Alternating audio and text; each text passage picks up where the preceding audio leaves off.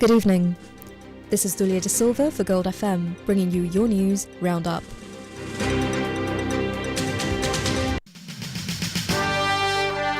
The top story on Gold FM.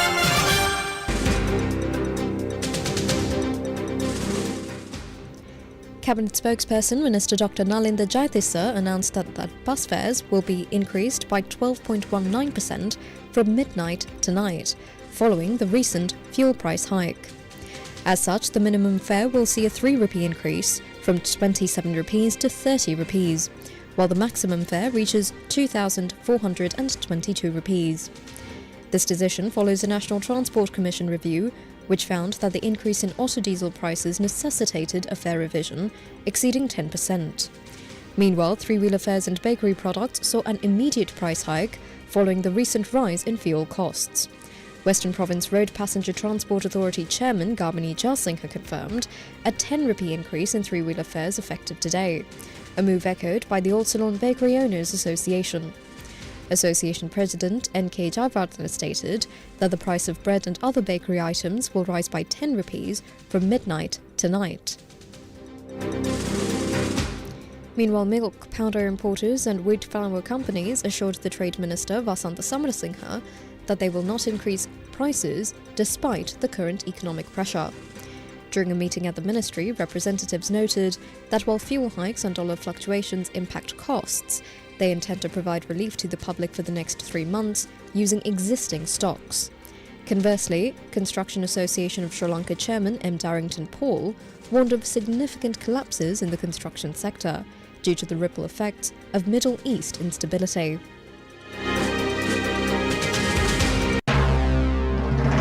This is the local news on Gold FM.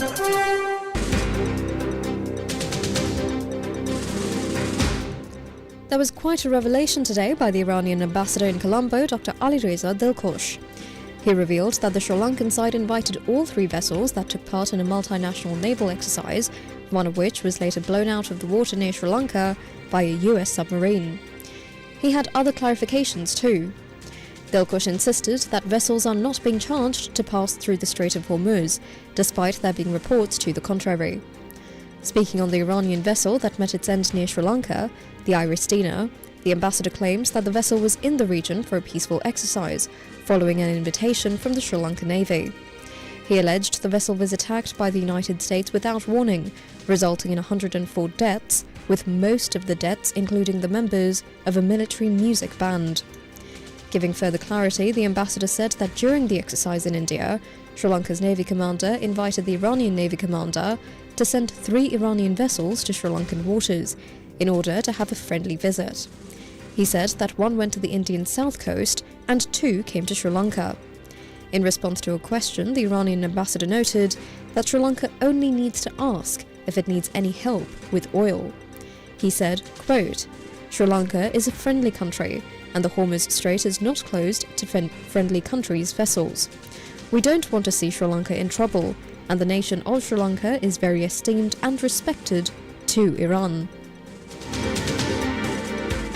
He took the opportunity to insist that Iran at this stage is not favouring a ceasefire.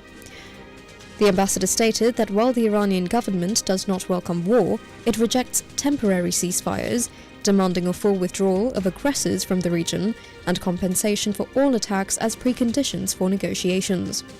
There was also a warning, with Dr. Dilkosh warning other nations against being complicit in the actions of the United States and Israel, stating that Iran will respond decisively to any acts of aggression in the defense of its land. President Anura Kumara Dissanayake instructed authorities to consult local government bodies on implementing formal energy management measures during a meeting at the Presidential Secretariat today. The discussions focused on stabilizing the energy supply against the backdrop of the ongoing Middle East conflict, with a specific emphasis on managing consumption between 6 p.m. and 10 p.m. The Department of Registration of Persons announced that the issuance of national identity cards will return to normal tomorrow, following a technical glitch in the computer system. Authorities advised the public who arrived for services today to return tomorrow, as the system failure disrupted all operations.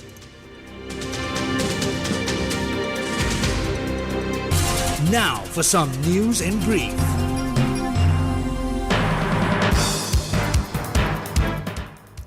The Supreme Court fixed the 25th of September to hear the fundamental rights petition filed by retired Air Force officer Shantha Jaitilaka, challenging the arrest and detention of former State Intelligence Chief, retired Major General Suresh Saleh, under the Prevention of Terrorism Act.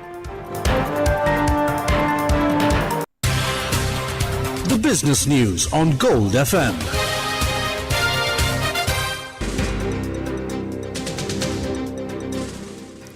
The all-share price index of the Colombo Stock Exchange closed red after declining 274.76 points to close at 20,364.97 points. The S&P SL 20 index also declined 65.37 points to close at 5,686.82 points. The total market turnover was 2.4 billion rupees.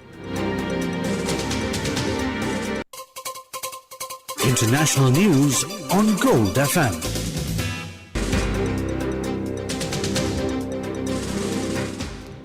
US President Donald Trump announced a short while ago that the United States held what he described as very good and productive conversations with Iran over the past 2 days.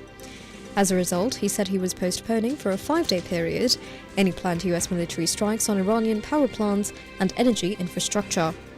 Trump tied the pause to a progress in these discussions, aiming at a complete and total resolution of hostilities, and reiterated the need to reopen the Strait of Hormuz. The announcement led to an immediate drop in oil prices, with markets reacting to signs of potential de-escalation after his earlier 48-hour ultimatum threatened to obliterate Iranian power facilities if the strait remained blocked. However, Iran's foreign ministry swiftly denied any such talks. A spokesperson stated that there had been no direct or indirect contact with the United States, accusing Washington of spreading misinformation, possibly to buy time or influence markets.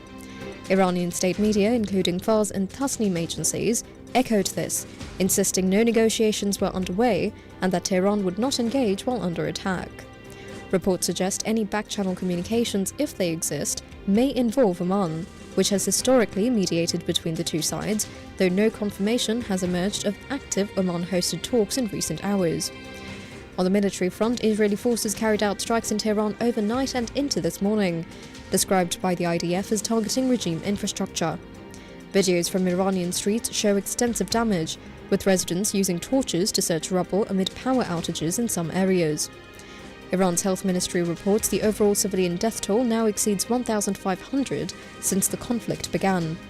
In retaliation, Iran launched fresh ballistic missile barrages towards Israel, with impacts reported in southern towns near Dimona, including areas close to the nuclear facility, wounding more than 180 people, some seriously. Iranian missiles also struck central and northern Israel, with cluster munitions allegedly used in several locations. The conflict has widened further. Hezbollah claimed rocket attacks on Israeli positions in southern Lebanon, while the Israeli military struck the Kasmir Bridge over the Litani River, escalating operations against the group. Iran warned that any attack on its coasts or islands would prompt mining of the entire Persian Gulf, threatening a full closure of key shipping lanes. President Trump's pause announcement drew mixed reactions. Israel signalled potential pushback, with Prime Minister Benjamin Netanyahu expected to address the move soon. UK Prime Minister Sir Keir Starmer welcomed any signs of productive dialogue and called for de-escalation and reopening of the Strait of Hormuz. Meanwhile, Iran's Revolutionary Guard vowed retaliation against regional power infrastructure if energy sites are hit. Entertainment news on Gold FM. Comedian Greg Davis will replace Alan Cumming as the host of the BAFTA TV Awards in 2026. The ceremony, featuring the Taskmaster star, is scheduled for the 10th of May at the South Bank Centre's Royal Festival Hall.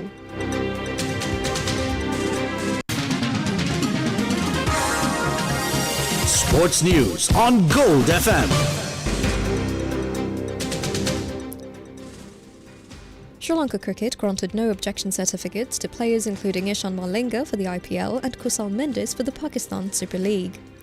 In addition, Pathum Nissanka, Kamidu Mendes, Dushmanta Chamira and Tunit Velalage were already granted permission to participate in their respective franchise commitments. The governing body stated that only players who pass the required fitness tests receive clearance to take part in these overseas leagues. That's it for now. This is Dulia De Silva for Gold FM. Thank you and have a lovely night ahead.